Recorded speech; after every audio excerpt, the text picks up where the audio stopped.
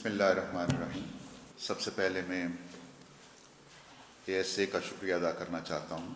پہلے تو میں آپ کو سچی بات بتاؤں کہ میں اے ایس اے کا یہ جو روپ ہے یہ پہلی بار دیکھا، کہ ورنہ اے ایس اے سے ذہن میں کچھ اور چیزیں آتی تھیں کہ اتنا ایک پروڈکٹیو کام کر رہے ہیں، اور اس کے لیے آپ ممتاز صاحب اور محبوب صاحب نے ایک روایت جو شروع کی، اور اتنے زیادہ لوگوں کی اٹینڈنس، یہ ہم سب کے لیے ایک بڑا ایک انکریجنگ ہے کہ لوگ سننا چاہتے ہیں بات کو اور مکالمہ کرنا چاہتے ہیں۔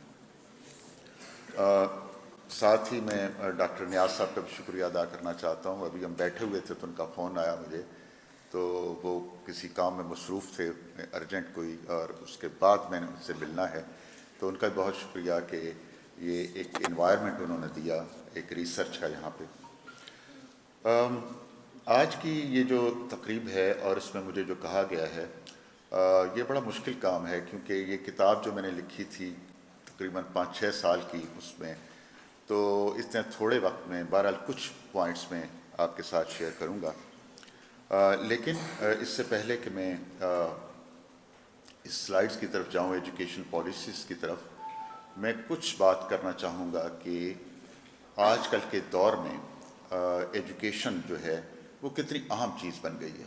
ورلڈ بینک کی ایک رپورٹ میں یہ کہا گیا ہے کہ ڈیولپڈ کنٹریز اور ڈیولپنگ کنٹریز میں جو بنیادی فرق ہے وہ نالج کا ہے۔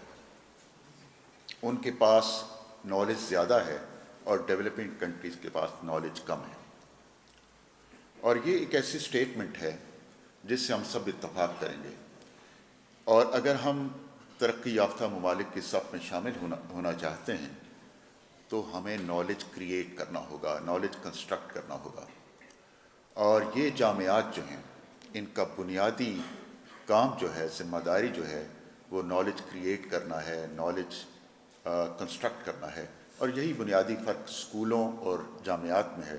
اسکولوں میں علم بانٹا جاتا ہے اور یہاں علم تخلیق کیا جاتا ہے، اور علم تخلیق کرنے کا سب سے بڑا ذریعہ جو ہے وہ تحقیق ہے، کیونکہ ریسرچ کے ذریعے ہی ہم علم تخلیق کر سکتے ہیں۔ اور اگر 21ویں صدی کا جو ہمارے سامنے منظر ہے، اس میں ایک بڑی اچھی کتاب ہے، اگر وہ آپ بہت سے نوجوانوں سے میں مخاطب ہوں، 21 لیسنز فار 21st سینچری، یہ ہراری کی کتاب ہے، اور اس میں ایک چیپٹر ایجوکیشن پہ ہے، جس میں وہ کہتا ہے کہ اب تبدیلی کی جو رفتار ہے اتنی زیادہ ہو گئی ہے کہ ایک تبدیلی جو 10 سال لیتی تھی ماضی میں، اب وہی تبدیلی دنوں میں اور گھنٹوں میں ہو رہی ہے۔ اور جب ہم پلاننگ کرتے ہیں 2050 کی، تو ہمارے سامنے وقت کی ایک دھند ہے، اور دوسری یہ کہ اتنی تیزی سے تبدیلی آ رہی ہے، ہمیں بڑا مشکل ہے کہ کیا ہوگا۔ یہ بھی کہتا ہے کہ بہت ساری سکلز جو اس وقت جو ہیں بڑی یوزفل ہیں، اس وقت ان کا نام و نشان بھی نہیں ہوگا، اور بہت ساری ایسی جابس جن کے بارے میں ہم نہیں جانتے، اس وقت وہ جابس جو ہوں گی یا وہ سکلز جو ہوں گی وہ ریلیونٹ ہوں گی۔ لیکن کچھ سکلز ایسی ہیں جو اس وقت بھی ریلیونٹ ہوں گی، آج سے 50 سال بعد بھی، جس میں کریٹیوٹی ہے، کولیبریشن ہے، ریفلیکشن ہے، کریٹیکل تھنکنگ ہے، اور اڈیپٹیبلٹی ہے، کمیونیکیشن ہے۔ دوسرا جو ایک اسپیکٹ ہے کہ جو ایجوکیشن ہے وہ محض ایجوکیشن نہیں ہے، بلکہ اب اس سے بڑی ایک چیز بن چکی ہے جو ایک ہائیلی پولیٹیکل فینومین ہے۔ یہ کوئی ایسی معصوم سی چیز نہیں ہے کہ جو اے پولیٹیکل ہو، غیر سیاسی ہو۔ Education is a highly political phenomena which is directly linked with power and politics۔ اور پاور کا جو ایک کانسیپٹ وہ نیا ہے، وہ پاور ویپن سے نہیں آئے گی، وہ ڈسکورس سے آتی ہے، اور جس کے قبضے میں ڈسکورس ہے وہی پاورفل ہے۔ یہ جتنی موومنٹس ہم دیکھتے ہیں پوسٹ کلونیل لٹریچر کی یا فیمنسٹ موومنٹ کو دیکھتے ہیں، یہ اس ڈسکورس کو پوزیس کرنے کی جنگ ہے۔ پاور کے بارے میں کہ پاورفل کون ہے، ایک مارکس کا بڑا ایک مشہور اس زمانے میں ایک اسٹیٹمنٹ تھی کہ whoever is in the possession of sources of production وہ پاورفل ہے، کہ جو پروڈکشن کے سورسز جن کے پاس ہیں، چاہے وہ گروپ ہیں یا کنٹریز ہیں، وہ پاورفل ہیں۔ لیکن اب یہ ڈیفینیشن بدل گئی ہے، اس کو تھوڑا سا بدل کے ہم یوں کرتے ہیں کہ پاورفل وہ ہے who is in the possession of the sources of production of knowledge، جس کے پاس نالج پروڈیوس کرنے کے سورسز ہوں گے وہ پاورفل ہے۔ اور یہاں وہ سگنیفیکنس ہے ایجوکیشن کی آج کل کے زمانے میں اور اکیسویں صدی کے جو آگے آنے والے سال ہیں، کہ اگر ہم نے ڈاکٹر صاحب نے یہ اس طرف اشارہ کیا کہ وہ ملک جو ہیں وہ پاورفل ہوں گے جن کے پاس ایک ہیومن کیپٹل ہے، جو اسکلفل وہ ہے، جو اسکلڈ ہے، اور یہ اکانومی جو ہے وہ نالج اکانومی ہے۔ جس کے پاس یہ اکانومی ہوگی وہ زیادہ پاورفل ہوگا، وہ زیادہ سپیریئر ہوگا، وہ زیادہ ترقی یافتہ ہوگا۔ یہ چند جملے تھے۔ میں نے کہا کہ اس سے پہلے ایک پس منظر آپ کو دوں کہ یہ کیوں موضوع چنا میں نے، کہ یہ ہمارے لیے ایک بہت ہی عام موضوع ہے۔ پہلی ہماری ایجوکیشن کی کانفرنس ہوئی تھی، اس میں قائد اعظم نے یہ کہا تھا کہ education is a matter of life and death for us. یہ اتنا ایک کرٹیکل وہ ہے موضوع کہ اس کو ہم نے بڑی سنجیدگی سے لینا ہے۔ اب میں اپنے موضوع کی طرف آتا ہوں کہ ایجوکیشن پالیسیز جو ہیں یہ کیسے بنتی ہیں اور ان کا مقصد کیا ہے، ان کی ضرورت کیوں محسوس ہوتی ہے۔ تو بڑے بیسک سی کچھ چیزیں ہیں کہ کوئی بھی پالیسی جب ہم بناتے ہیں تو سب سے پہلے ہمیں دیکھنا ہوتا ہے کہ کون سے ایسے ایریاز ہیں جن میں امپرومنٹ کی ضرورت ہے، چاہے وہ اکنامک پالیسی ہو، ہماری ایجوکیشن کی پالیسی ہو، کوئی پالیسی ہو، اس شعبے میں کون سے ایسے ایریاز ہیں جن میں ہمیں امپرومنٹ کی ضرورت ہے۔ اس کا دوسرا سٹیپ یہ ہوتا ہے کہ پھر اگر پہلے ہم نے آئیڈینٹیفائی کر لیا، اب یہ ہے کہ کون سے ایسے اقدامات کیے جائیں جو ہم ان ایریاز میں جن کو امپرومنٹ کی ضرورت ہے ان کو اوپر لے کے جا سکیں۔ اس کے بعد ہم ٹارگٹس اپنے سیٹ کرتے ہیں اور آخر میں امپلیمنٹیشن ان کی ہوتی ہے، ایک امپلیمنٹیشن پلان ہے اور اس کے مطابق۔ تو یہ ایک براڈ سا کوئی بھی پالیسی ہو، اور ایجوکیشن پالیسی کے ساتھ بھی بالکل یہی ہے۔ اب ہم دیکھتے ہیں کہ پاکستان بننے سے اب تک کچھ میجر ایجوکیشن کے ڈاکومنٹس آئے۔ 1947 میں پہلی ہماری ایجوکیشن کی کانفرنس ہوتی ہے اور اس کا ایک ڈاکومنٹ ہے پورا، اور اینڈ میں یہ کالم آپ کے سامنے ہے کہ اس میں نے صفحات کی تعداد لکھی ہے کہ 91 پیجز۔ اور 1959 میں ایک کمیشن بنایا گیا نیشنل ایجوکیشن پہ، اور جس کی سربراہی اسے شریف کمیشن بھی کہا جاتا ہے کیونکہ سربراہی کرنے والے کا نام شریف تھا۔ 370 پیجز کا یہ ڈاکومنٹ ہے، اور ڈاکٹر عابد صاحب یہاں بیٹھے ہوئے ہیں، ایکسپرٹ اس فیلڈ کے، مجھ سے اتفاق کریں گے کہ یہ سب سے ایک کمپریہنسو ڈاکومنٹ اگر پالیسی میں ہے تو وہ شریف کمیشن رپورٹ ہے۔ اس کے بعد proposal for new education policy I, the new education policy, اور 72 میں پھر نیشنل، اور 2009 میں ہماری آخری باضابطہ ایجوکیشن پالیسی آئی۔ اس کے بعد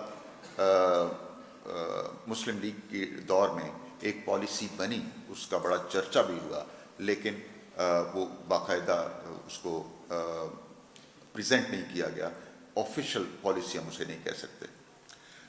اور میں آپ کو یہ شیئر کروں، یہ بہت ہی اچھے ڈاکومنٹس، بہت ہی اچھے ساری پالیسیز لکھی گئی ہیں، بڑے اچھے اس میں وہ سارے ٹارگٹس بھی بنائے گئے ہیں، دعوے بھی بڑے خوبصورت کیے گئے ہیں۔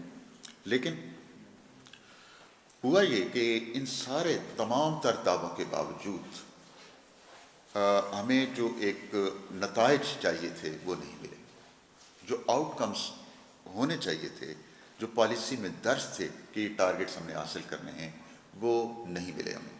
اس کا مطلب یہ ہے کہ اگر ڈاکومنٹس بہت اچھے تھے تو کہیں نہ کہیں خرابی تھی، تو وہ جو آخری امپلیمنٹیشن والا فیز ہے، ڈاکومنٹ تو ہم بہت اچھا بنا لیتے ہیں، تو جب امپلیمنٹیشن کا وقت آتا ہے تو اس میں جسے ہم کہتے ہیں امپلیمنٹیشن ڈیپ، ساری چیزیں نیچے چلی جاتی ہیں.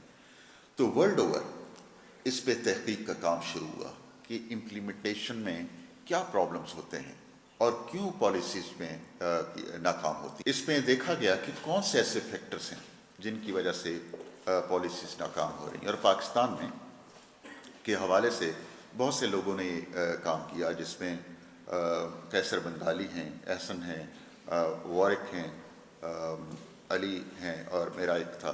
لیکن یہ جو کام ہوا تھا جب میں نے اس کو دیکھا تو اس میں یہ تھا کہ کچھ پیپر لکھے گئے کسی خاص پالیسی کے حوالے سے، کچھ پیپر لکھے گئے کچھ پالیسیز کے حوالے سے، تو کوئی ایک سنگل ڈاکومنٹ نہیں تھا یا سنگل ایک کتاب نہیں تھی جو تمام پالیسیز کا احاطہ کرے.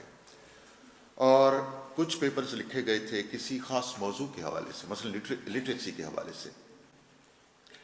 تو مجھے ضرورت محسوس ہوئی کہ ایک ایسی کتاب ہونی چاہیے جو تمام ایجوکیشن کے ڈاکومنٹس کا ایک کریٹیک ہو. صرف یہ نہیں کہ ان کو اکٹھا کر دیا جائے بلکہ ان کا ایک تنقیدی جائزہ لیا جائے. تو یہ ایک کتاب جو تھی یہ آج سے میرا خیال ہے 5-6 سال پہلے آئی تھی، اور ابھی اس کا دوسرا ایڈیشن آیا ہے. تو ایک چیپٹر میں فیمیل ایجوکیشن میں آپ کو ملے گا کہ 47 میں اس کے بارے میں کیا کہا گیا تھا، 70 میں کیا کہا گیا تھا، 59 میں کیا، ساری پالیسیز، اور اس کے بعد کریٹیک یا ریلیجس ایجوکیشن یا ٹیچر ایجوکیشن. تو یہ ایک طرح سے بالکل ایک نئی چیز تھی کہ تھیمیٹک انالیسس کے حوالے سے ساری پالیسیز کا احاطہ کیا جائے. میں نے دیکھا کہ اس میں ایک خاص طرح کا ڈسکورس ہے، ایک خاص طرح کا پیٹرن مجھے ملا، اور وہ میں آپ کے ساتھ شیئر کرتا ہوں کہ ہر پالیسی میں سب سے پہلے تو وہ لکھتے ہیں جی ایجوکیشن کا کیا بڑی اہمیت ہے ایجوکیشن کی، stating the significance of education and related educational aspects. یہاں سے ہر پالیسی شروع ہوتی ہے. پھر ہوتی ہے use of rhetoric, hyperbole and politically correct expression. بہت ہی قلابے ملائے جاتے ہیں ایجوکیشن کے حوالے سے. اس کے بعد ایک اور جو فیز آتا ہے، اور یہ ہر پالیسی میں نے دیکھا، لیمنٹنگ about issues, problems and gaps. پھر رونا رویا جاتا ہے جی ہم اس میں پیچھے رہ گئے اور اس میں پیچھے رہ گئے. اور پھر نیکسٹ ہوتا ہے responsibility of problems assigned to others. پھر کہا جاتا ہے پچھلی حکومت نے یہ نہیں کیا تو اس وجہ سے یہ ہو گیا. اور پھر آخر میں نئے ٹارگٹ سیٹ کیے جاتے ہیں. ٹھیک ہے، اس کے بارے میں ہم بات کریں کہ نئے ٹارگٹس کیسے سیٹ ہوتے ہیں. تو یہ بڑا ایک انٹرسٹنگ، مجھے چونکہ میرا اپنا تعلق وہ لسانیات سے ہے تو میں نے دیکھا کہ یہ ایک سیٹ ڈسکورس پیٹرن مجھے ملا جو میں نے آپ کے ساتھ شیئر کیا ہے. اور political will at state level, اور یہ کسی ایک حکومت کی بات نہیں ہے. Right from 1947 up till now کوئی بھی گورنمنٹ ایجوکیشن کے ساتھ سیریس نہیں ہے. It is not their priority. یہ ایجوکیشن پالیسیز کیوں بناتے ہیں؟ Just to gain some mileage. جو بھی نئی گورنمنٹ آتی ہے کہ وہ ایک پولیٹیکل سلوگن کے طور پہ ایجوکیشن پالیسی بناتی ہے، لیکن کسی پالیسی کے پیچھے وہ ایک جو پولیٹیکل ول ہوتی ہے اور ایک سنسیئرٹی ہوتی ہے وہ ہمیں نہیں ملتی. تو میرا خیال ہے سب سے بڑی وجہ جو مجھے لگی جب پالیسیز کو میں نے دیکھا اور اس کے نتائج دیکھے کہ گورنمنٹ کی طرف سے پیٹرنیج نہیں ہے. اس کے بعد جو بھی پالیسی ہم بناتے ہیں، پلاننگ کرتے ہیں، اس کے لیے ضروری ہوتا ہے کہ ہمارے پاس ریلائبل اسٹیٹسٹکس ہوں. جب میں نے ان کا جائزہ لیا تو مجھے لگا کہ جن پہ ریلائی کر رہے ہیں، جن نمبرز پہ، وہ نمبر اصل میں ہیں ہی نہیں. Education policies are largely designed using statistics of different aspects of education. The numbers in some cases are inflated. جان بوجھ کے وہ نمبر زیادہ کیے جائے، کیونکہ جس طرح آپ نے محبوب صاحب نے بتایا کہ ہمارے وی آر سگنیٹری کسی پلیٹ فارم پہ ہوتے ہیں، تو وہ سال بعد جب پوچھتے ہیں کہ آپ نے کیا تو ہم نمبر کو اوپر کر دیتے ہیں. Percentage of literacy is usually inflated to create a socially desirable effect. اور اس میں آئرونیکل بات یہ ہے کہ گورنمنٹ کے اپنے ڈاکومنٹس، آفیشیل ڈاکومنٹس میں یہ ویریشن آپ دیکھیں گے. تیسری جو اہم جو مجھے انالیسس کرتے ہوئے لگا کہ اس میں اونرشپ ہی نہیں ہے. اسٹیک ہولڈرس کی اونرشپ بالکل نہیں ہے. Policies need consultation with different stack holders to lead the way to ownership, which is prerequisite for successful implementation. अचानक एक डिसीजन होता है और उसके असरात देर तक रहते हैं. और पहला डिसीजन जब हम देखते हैं भुट्टो साहब के दौर में, नेशनलाइजेशन इंडस्ट्रीज़ की भी और एजुकेशनल इंस्टीट्यूशन की भी, महबूब साहब ने उसका इशारा किया. मैं उसका दूसरा रुख आपको दिखाना चाहता हूँ कि बहुत से अच्छे इदारे वो बिल्कुल तबाह हो गए, जिसमें मेरा अपना इदारा गॉर्डन कॉलेज था और इसी तरह के बहुत से और इदारे. फिर हम देखते हैं कि 1979 में अचानक एक आता है नोटिफिकेशन कि कल से तमाम जो इंग्लिश मीडियम के स्कूल्स हैं वो भी उर्दू इस्तेमाल करेंगे. ये बड़ा एक अजीबोगरीब सा वो था, और वो इतना अजीबोगरीब था कि 6-7 महीने के बाद वो वापस लाना पड़ा. उसके बाद हम देखते हैं कि अभी आप किसी, मेरा ख्याल महबूब साहब ने जिक्र किया कि हमारे जो सोसाइटी है उसमें बहुत सारे सिस्टम्स हैं, मल्टीपल सिस्टम्स ऑफ एजुकेशन है. एक तरफ मदरसा है, एक तरफ इंग्लिश मीडियम है, इंग्लिश मीडियम के अंदर फिर एक एलीट इंग्लिश मीडियम है, एक गली मोहल्ले वाला इंग्लिश मीडियम है, एक कैडेट कॉलेज. खैर, एक और फिर जो अनाउंसमेंट हुई वो नवाज शरीफ के दौर में जब दानिश स्कूल्स बनाए गए. ये मैं समझता हूँ, और उस वक्त भी मैंने इसके खिलाफ लिखा था डॉन में, मैं समझता हूँ कि इनइक्वालिटीज़ में एक और इनइक्वालिटी का इजाफा किया गया. और मोस्ट रिसेंट एग्जांपल्स आप देखें कि जो पीएचडी की नई पॉलिसी आई है, मेरा नहीं ख्याल कि किसी यूनिवर्सिटी को एतमाद में लिया गया. और एक रोज़ नोटिफिकेशन आता है कि 1 जनवरी से आपने ये शुरू कर देनी. सिमिलरली अंडर ग्रेड पॉलिसी जो है वो 15 जनवरी को नोटिफिकेशन आता है कि it should be implemented from 1 जनवरी. तो ये वो बड़े सैड, इन्हें मैं कहूँगा कि वो इंस्टेंसेस हैं जो हम देख रहे हैं और जो जहाँ ही मुमकिन है. बिकॉज तालीम कोई उस तरह का इनका वो कोई हमारा वो नहीं है. और पॉलिसी मेकर्स जो हैं, सो कॉल्ड जो एडवाइजर्स हैं, उनका ये कंसर्न ही नहीं है, क्योंकि उनके अपने बच्चे जो हैं वो बाहर पढ़ते हैं. और ऐसा ही हुआ कि अभी जो वाइस चांसलर का इजलास हुआ बुरबन में, तो 180 में से 178 वाइस चांसलर्स ने कहा कि we do not accept this new PhD policy. ठीक है, तो इससे बेहतर नहीं था कि इससे पहले ही कंसल्टेशन होती. तो खैर, ये एक और वजह मुझे नज़र आई कि क्यों पॉलिसीज हमारी फेल होती हैं. दिस इज़ अनदर एंगल कि लैक ऑफ कैपेसिटी.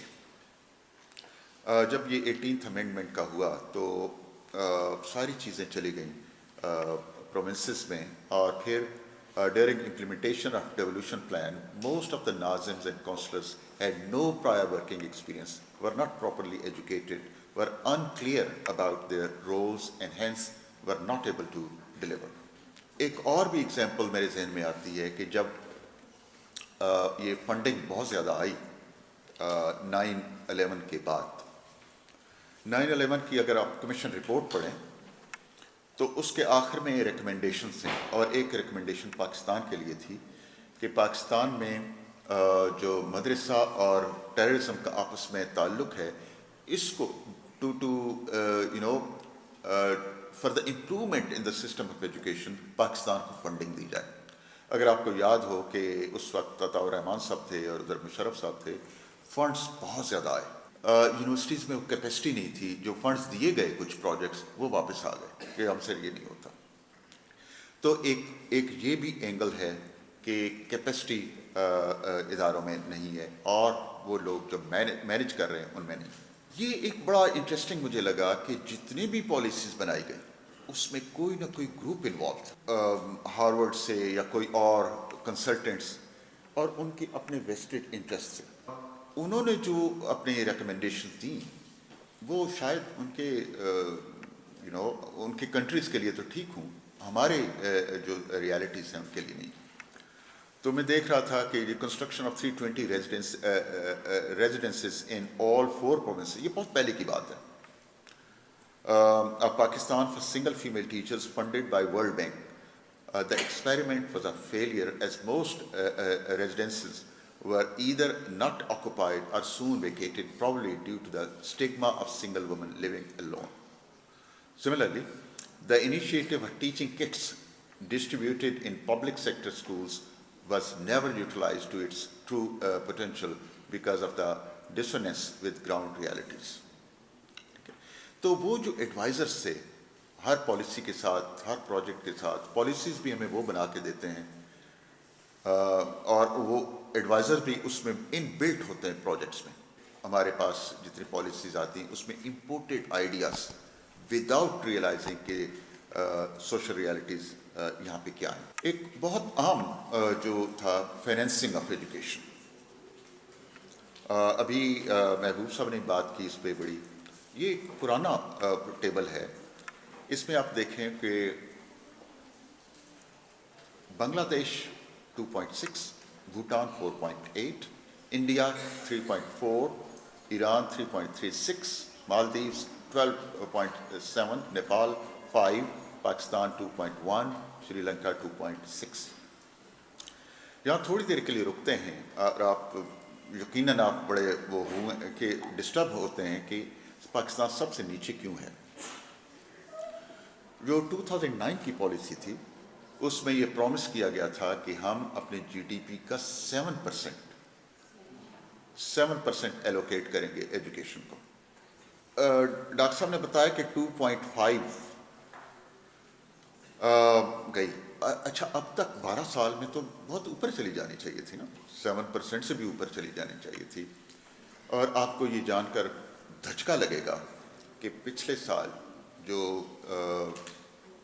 ایلوکیشن ہے جی ڈی پی کا ایجوکیشن کے لیے وہ 1.9% ہے. It has come down. وہ 2.5 کو ہم رو رہے تھے، 1.9% ہے. تو بات پھر وہی آ جاتی ہے کہ what is the priority of our state. اور یہ ایک اسٹیٹ کی بات نہیں ہے، تھرو آؤٹ. دوسرا پھر ایک اور اینگل بھی ہے کہ what is the actual utilization. ایک تو فنڈنگ آپ کی کم ہے، اس کے بعد وہ فنڈنگ بھی پوری یوٹیلائز نہیں ہے. کچھ میں نے پرانے دیکھے اعداد و شمار. In the second plan the allocated money for primary education was 78 million rupees, whereas the actual expenditure for the purpose was 18.80 million rupees, less than 1/3 of allocated money. In the 8th plan, the allocated money was 32.669 million rupees, whereas the actual expenditure was 23,340 million. Look at the difference. This trend can be seen in all eight plans. One possible reason can be the bureaucratic hurdles in drawing money. Principal یا head master کہتے ہیں کہ یہ کیا تو پکڑے جائیں گے تو چھوڑو رہنے دو.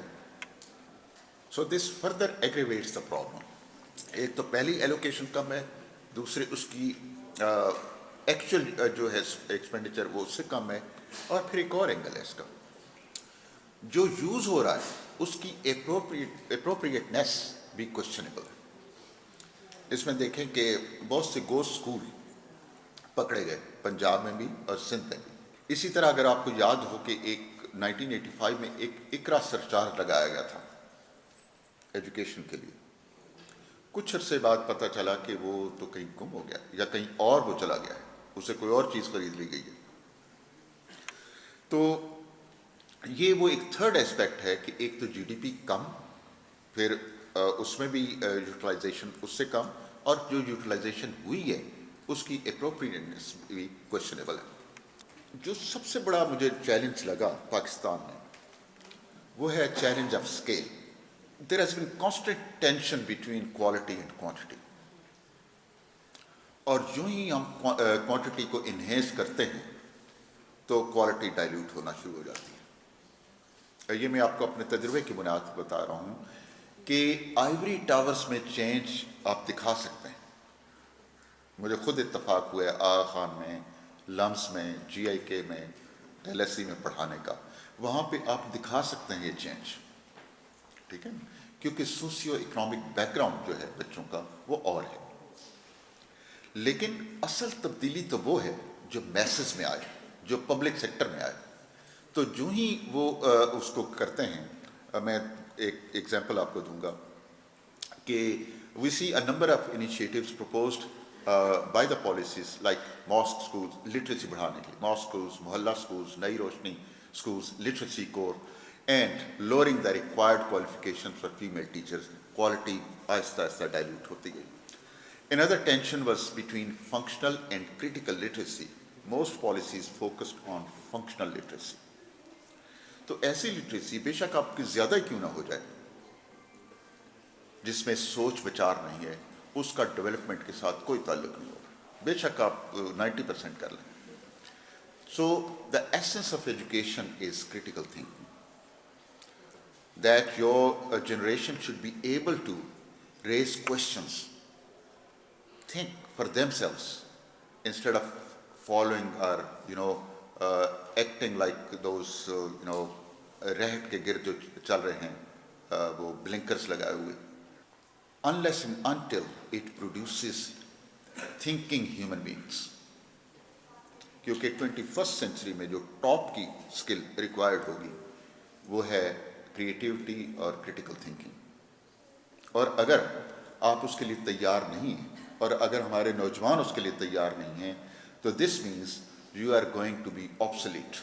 ایک اور اینگل جس کی وجہ سے پالیسیز ہیں وہ ہے پولیٹیکل انٹرفیرنس. بڑی دلچسپ مجھے مثالیں ملی کہ ڈونر فنڈڈ پروجیکٹس جو تھے، top slot appointments were usually made on the basis of political affiliation which compromises merit. A number of initiatives could not achieve their set targets because of political interferences. Politicians interfered in appointments, promotions, and transfers, and a large chunk of the project funding was used on the publicity of the rulers. اخباروں میں اشتہار آتا ہے، پڑھا لکھا پنجاب یا پتہ نہیں کون سا پنجاب، اور تصویریں آتی ہیں، ٹیکسٹ بکس میں تصویریں آ رہی ہیں. ایک اور پروجیکٹ تھا جس میں پہلے سے تھا کہ اتنے تو سینیٹرز کی سیٹیں ہیں، اتنی ایم این ایز کی سیٹیں ہیں، تو جو ان کی سیٹیں ہوں گی ان کی کوالٹی کیا ہوگی جو سفارش پہ لوگ آئیں گے. اور پھر ان ریئلسٹک ٹارگٹس اتنے بڑے رکھ لیتے ہیں وہ کہ وہ بن ہی نہیں پاتے. جس طرح ہم نے کہا کہ کالا باغ ڈیم دنیا کا سب سے بڑا ڈیم ہوگا، وہ ابھی تک نہیں بن سکا. اس میں آپ دیکھیے کہ 1947 میں جو کانفرنس ہوئی، ٹارگٹ جو تھا ہمارا یونیورسل پرائمری ایجوکیشن کا، وہ یہ تھا کہ بائی 1967 ہم اچیو کر لیں گے، اور ابھی تک ہم اچیو نہیں کر سکے. لٹریسی ریٹ ہم نے بہت پہلے یہ پرومس کیا تھا کہ 100% ہو جائے گا، ابھی تک ہم نہیں کر سکے. اردو کا ہم نے 1959 کی شریف کمیشن رپورٹ میں کہا تھا کہ اگلے 10 سال میں یہ ہماری زبان ہو جائے گی اور انگلش کو ریپلیس کر دیں گے. وہ نہیں ہو سکا. اس کے بعد 1973 میں 10 سال اور دے دیے کہ اگلے 10 سال میں ہو جائے گا، وہ نہیں ہو سکا.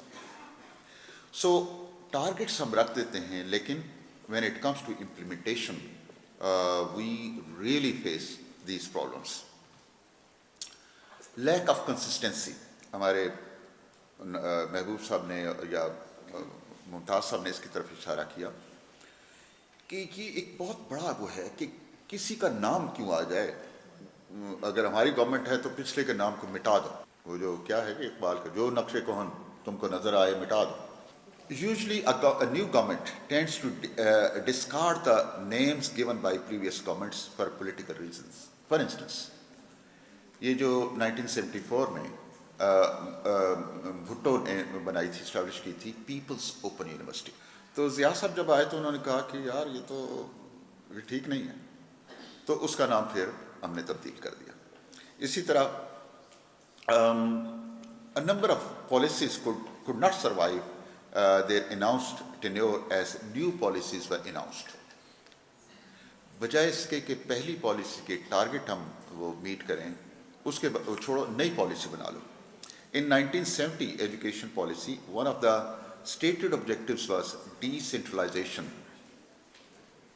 1970 کی پالیسی کہتی ہے ڈیسینٹرلائزیشن ہونی چاہیے، اور 1972 2 سال کے بعد جو پالیسی آئی اس نے کہا کہ اس نے نیشنلائزیشن جو میں نے آپ سو یہ جو ایک انکنسسٹنسی رہتی ہے، اس سے پالیسیز پوری طرح شیک ہو جاتی ہیں, ٹارگیٹس ہم بھول جاتے ہیں. So, patchwork strategy may prove good for neatly written end of the project reports, bragging their success, but are of little use for sustainable outcomes. A number of initiatives were started that died shortly, and not many people are now aware of them. For instance, afternoon school projects, the ICRA project, Razakar, Muallim projects, etc. Governance کی وجہ سے بھی policies جو ہیں, سو یہ جو fragmented approach ہے, آپ دیکھیں کہ there are several centers of power. University کا کوئی ہو تو کتنے سینٹرز ہیں آپ کا؟ ایچ ای ڈی ایک,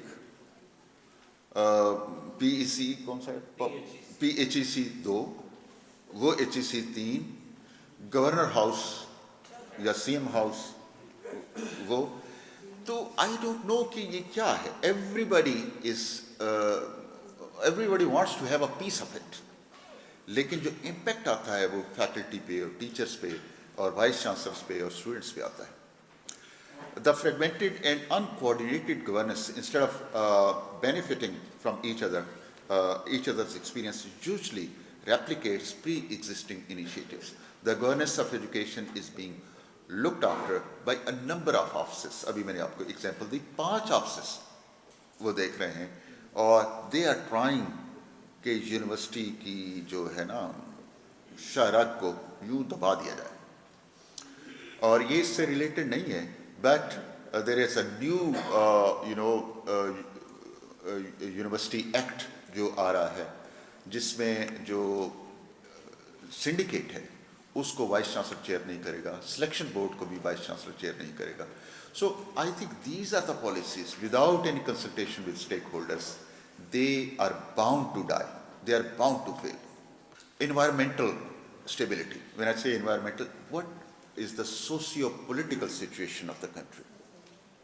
Pakistan has, in Pakistan since its independence, we have had at least 4 military regimes with civil governments hardly given a chance to complete their tenures.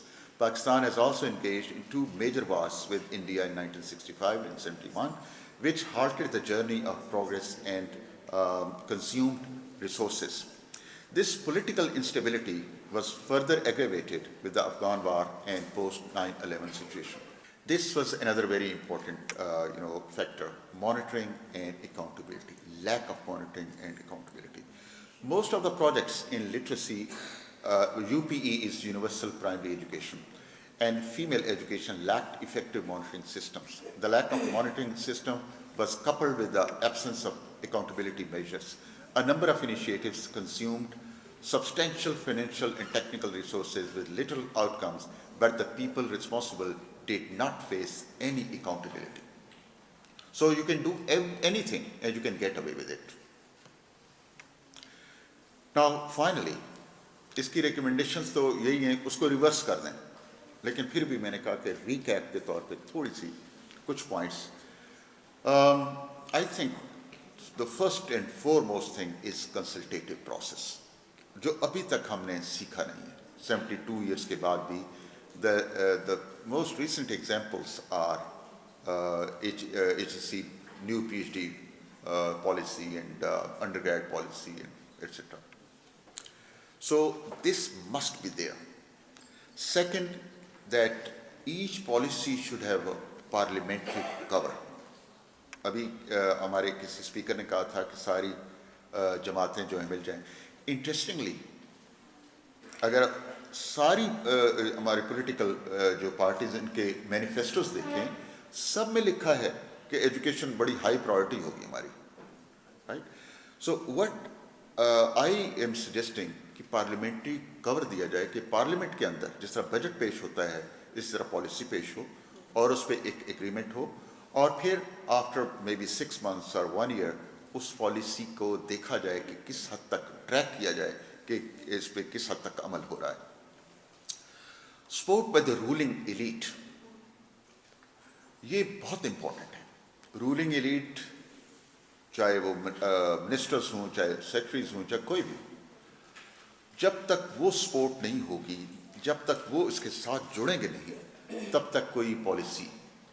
اب like single national curriculum کا جو issue ہے جس طرح, اور language کا جو issue ہے, دے آر لیسٹ بادرڈ کہ غریب کے بچوں کے لیے یہ کر دو, انہیں کوئی فرق نہیں پڑے گا. تو I think there should be some mechanism, I don't know کہ کیسے ہو, لیکن ایک بڑا آسان تو یہ ہے کہ انہی اسکولوں میں ان کے بچوں کو بھی داخل کرایا جائے. I think then they should realize کہ غریب کا بچہ جو ہے, غریب کی سب سے بڑی انویسٹمنٹ ایجوکیشن, کہ وہ بچوں پہ کرتے ہیں تاکہ بڑے ہو کے کوئی ان کے پیچھے نہ کوئی جائیدادیں ہیں نہ. تو آپ کی یہ جو پالیسیز ہیں لینگویج کا ادھر کرنا اور ادھر کرنا, they are going to ruin their future. Combination of pressure and support, یہ ایک اسٹیٹ کی طرف سے ہونا چاہیے کہ فیسیلیٹیشن بھی ہو, لیکن ایک ہماری اکاؤنٹیبلٹی بھی ہو اور پریشر بھی ہو کہ یہ اگر ہم نے نہ اچیو کیا تو دین دیر مسٹ بی, اس کی کوئی ایک سزا اور جزا کا تصور ہونا چاہیے. کنسسٹنٹ اویلیبلٹی آف ریسورسز, کہ لاسٹ ٹائم HEC کے لیے ہائر ایجوکیشن کے لیے فنڈس اناؤنس کیے گئے جو 50% سلیش کر دیے گئے, لیکن جو اناؤنس کیے گئے وہ بھی نہیں ملے. تو ایک پروجیکٹ جب شروع کر دیتے ہیں آپ اور درمیان میں وہ روک دیتے ہیں تو پھر وہ پروجیکٹس جو پالیسیز جو ہیں وہ نہیں ہو سکتی. افیکٹو مانیٹرنگ سسٹم, اس کا پہلے ذکر ہو چکا ہے, اینڈ کوآرڈینیٹنگ سسٹم. مختلف جو ہیں, جس طرح یہ 5 کا میں نے ذکر کیا ہے, ان کے درمیان کوئی کوآرڈینیشن نہیں. ایک فائل آپ بھیجیں گے اور وہ کہیں کہ ہمیں تو پتہ نہیں, گم ہو گئی ہے. سو ایک کوآرڈینیشن ہو اور ایک ہمارے سامنے ٹارگٹ ہو کہ یہ ہم نے ٹارگٹس اچیو کرنے ہیں. I think I should stop here. یہ میں نے جیسا کہا کہ یہ ایک ایسا موضوع ہے جس پہ بڑا وہ کہا جا سکتا ہے, اور اگر آپ نے تفصیل پڑھنی ہو تو میری بک آپ ضرور پڑھیے. لیکن میں نے سوچا کہ چند ایسے یہ پوائنٹس ہیں جن پہ ہمیں ایز اے نیشن ہمیں غور کرنا ہوگا, کیونکہ ہمارا فیوچر جو ہے وہ جڑا ہوا ہے ایجوکیشن کے ساتھ. اور 21st سینچری جو ہے, it's going to be highly competitive and a very cruel century. ابھی تک تو گزارا ہو جاتا تھا, لیکن 21st سینچری کے آنے والے دنوں میں there is no room for mediocrity. You have to be the best. تو thanks very much. In the end, I would like to thank all SA members and all of you.